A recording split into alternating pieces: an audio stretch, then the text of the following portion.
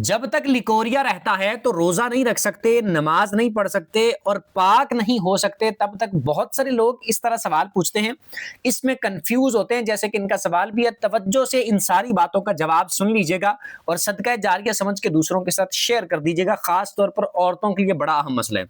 یہ بات یاد رکھیں کہ اگر کسی کو لکوریا والا معاملہ ہو تو لکوریا میں سب سے پہلے ہمیں یہ چیز دیکھنی پڑے گی کہ لکوریا کون سا والا ہے۔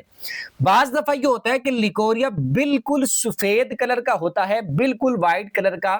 اگر بالکل سفید کلر کا لکوریا ہے تو وہ بالکل پاک ہوتا ہے، وہ ناپاک نہیں ہوتا۔ اور اگر لکوریا کا رنگ جو ہے وہ بالکل سفید نہیں ہے بلکہ سفید سے بدلا ہوا ہے، تھوڑا گدلا گدلا ہے، تو یہ اس چیز کی نشانی ہوتی ہے کہ تھوڑا تھوڑا بلڈ اس کے ساتھ آ رہا ہے اندر انفیکشن ہونے کی وجہ سے۔ تو اب اگر اس طرح اس کا کلر چینج ہے تو وہ والا لکوریا جو ہوتا ہے وہ ناپاک ہوتا ہے، لیکن وہ ایسا ناپاک نہیں ہوتا کہ اس کی وجہ سے غسل فرض ہو جائے۔ غسل فرض نہیں ہوتا۔ ناپاک تو ہوگا ایسا لکوریا جس کا کلر سفید سے تھوڑا چینج ہو، تو وہ ناپاک تو ہوگا، اس کی وجہ سے استنجا کرنا لازمی ہوگا۔ بدن پر یا کپڑوں پر جس حصے پر وہ لگے گا تو اس کو بھی اتنے حصے کو بھی پاک کرنا پڑے گا، اور اس صورت میں وضو کر کے استنجا کر کے وضو کر کے نماز ادا کی جا سکتی ہے، اور اس حالت میں روزہ رکھنا بھی بالکل جائز ہے۔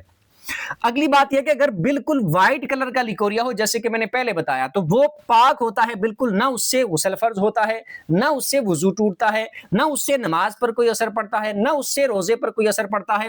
اور اگر جیسے میں نے بتایا کہ بالکل وائٹ تو ہے، وہ تو بالکل صحیح ہے، نماز بھی اس میں صحیح ہے، اسی طرح آپ نماز بھی پڑھ سکتے ہیں، وضو بھی آپ کا نہیں ٹوٹے گا، روزہ بھی اسی طرح آپ رکھ سکتے ہیں، اور روزے کی حالت میں ہو جائے تب بھی کوئی مسئلہ نہیں ہے۔ اور بالکل وائٹ کے علاوہ جو میں نے بتایا کہ ناپاک ہے، اگر کلر تھوڑا تھوڑا گدلا ہو، وہ اگر روزے کی حالت میں بھی آ جاتا ہے تو روزے پر کوئی اثر نہیں پڑتا، روزے پر کوئی اثر نہیں پڑے گا، اس حالت میں روزہ رکھنا بالکل جائز ہے۔ ہاں، نماز کی حالت میں اگر اس طرح کا آ جاتا ہے تو آپ کو پاکی دوبارہ حاصل کر کے، یعنی استنجا کر کے وضو کر کے آپ کو دوبارہ نماز پڑھنی پڑے گی۔ کچھ سیکھنے کو ملا ہو کمنٹ میں بتا دیجیے گا، اور ثواب کی نیت سے دوسروں کے ساتھ شیئر بھی کر دیجیے گا۔